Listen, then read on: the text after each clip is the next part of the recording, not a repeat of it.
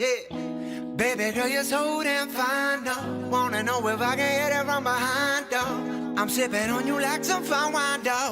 When it's over, I press rewind, though. Talking bands, I got it. Мэдээж сайжирнаж бодож байна. Одоо ер нь бол залуу найруулагчид ч юм уу жүжигчтэй айгүй ихээр гарч ирж байгаа шинээр. Тийм болохоор ер нь яг хүмүүс сайн мэдгүй байгаа болохоос айгүй ер нь дээр үеийн бодоход айгүй сайжирсан. Ер нь 2 3 жилийн өмнөхөөс ч гэсэн хамаагүй сайжирч байгаа болохоор 15 жилийн дараа хэд ер нь бол бас айгүй дэжгүй болцсон байна гэж бодож байгаа.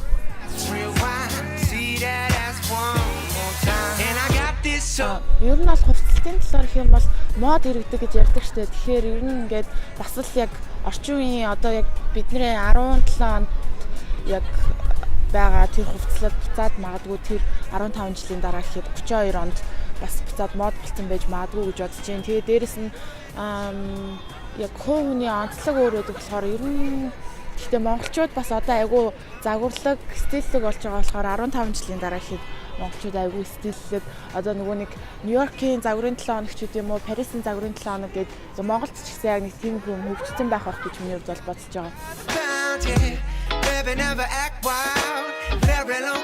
Яг өөрийнхөө мэрэгчлэр ажиллаад тэгээд яг өөрийнхөө сонирхож байгаа хобби гэсэн бүх зүйлээ яг өөрийнхөө яг дуртай гэсэн ажиллаа болгоцсон.